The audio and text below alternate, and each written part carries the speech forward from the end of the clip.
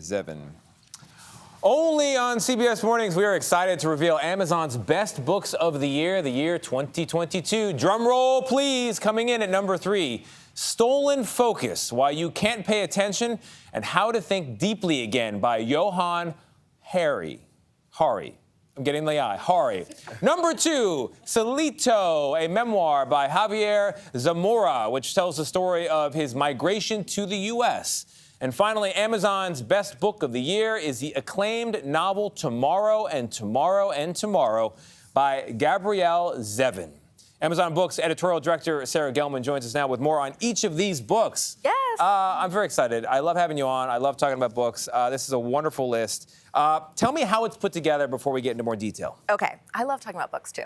So I lead a team of editors, and our job is basically reading books and curating them for Amazon customers. Every month we put together a list of the top 10 books of the month, and in October of every year, we put all those lists together. We ask ourselves, do we miss anything? And then we come up with the top 100. And you haven't lived unless you've been in a room with book lovers who are fighting over the top 10 books of the year. It is a very passionate group. So that's how we come up with it. It's not based on sales. It's based on books that we love. Okay, so this number 1 best book of the year, Tomorrow and Tomorrow and Tomorrow. You call it perfect for our moment. Why? I love the title. Yeah. Yes, it's a mouthful, but yes. Yeah. So the thing about this book is it's one of those books that transcends gender and age, and that's one of the reasons why it's number 1. It is a book about 2 kids, a boy and a girl, that meet when they're kids, and when they grow up, they are co-collaborators in a gaming company. And you sort of think, boy and girl meet, they're gonna fall in love. But the thing that I love about this book is that's not what it's about. It's actually, there's this line in the book by the female character that says something like, lovers are common, but true collaborators in this life are rare. And it's a book about, to your earlier question, it's about friendship and relationships. And to me, it's one of the most realistic books about the human relationship that I've ever read. Wow. Number 3 on your list, Stolen Focus. You said it's going to have all of us rethinking how much time we spend on social media. Exactly. A lot of us are doing that. Yeah. Well, I mean, just think about it. So you're watching this at home, and you're probably checking email, Yes, or you're making at the breakfast. same time. Yeah. Yes, it is so hard to focus on one thing. And this is what Johann Hari is writing about. And he's looking at tons of different causes, everything from that, like, the empty endorphins that you get when you get a like on social media, to even how we're so taxed physically and mentally these days, to asking our children to sit in a classroom for 8 hours. He's looking at these alongside his own story about doing a 3-month digital detox.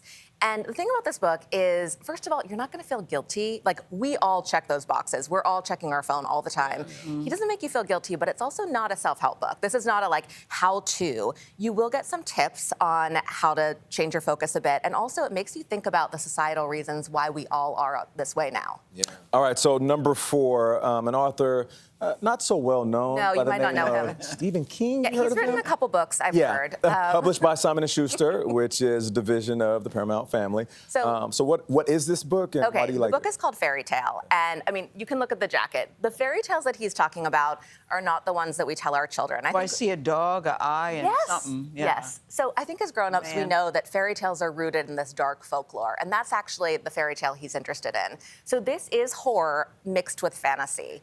And it's about a teenage boy who befriends an older man and his dog, but it takes this dark turn when the boy just gets the keys to a secret magical kingdom that's ruled by an evil monster. Ooh. People like darkness, don't they? Yes. They do. Yes, they do. Stephen King does it very well. Yeah, why say it like Who that? does? Darkness. Yeah, they really do. I love the They like darkness. it. You know who doesn't like darkness? I don't like horror. I'm not a big dark He doesn't. guy. Tony doesn't. I don't either, but I like Stephen King. It's a horror fantasy I do. mashup. I do You're like not Stephen gonna- That's a King. I great do like Stephen combo. King. Yeah, I it's like such a good combo. It's like peanut butter and jelly. I am so bored of the picture books I'm reading to Teddy every night. Tell me there's a good one on the top of the kids list. Yes, my kids love this book. It's Night Owl. And the premise of this book is this little owl, his lifelong dream is to become a knight. Oh, he's so And cute. all the knights in the kingdom are disappearing. And so he's finally called upon for night watch, no K on that one. And while he's on night watch, he finds this intruder that's been making all the knights disappear. But this is a very sweet story. It's about friendship and bravery, and there's lots of clever wordplay in there to keep adults and kids entertained. It sounds good. I don't think there's trains in it, though, so it might No, not there are no trains. Yeah. There's a dragon, though. Oh, there's a dragon. Okay. maybe. But Yeah, you've there's got a dragon. number 5 that you call the best American novel. That's Yes. big, that we've This read is- in years. Yes, How so did this make the list? What's the the team name? decided, this is Horse by Horse. Geraldine Brooks. The team decided best American novel we've read in years. Wow. This is an epic story. It spans centuries, and it's all centered around one of the fastest thoroughbred horses ever, and the black groom who trained him.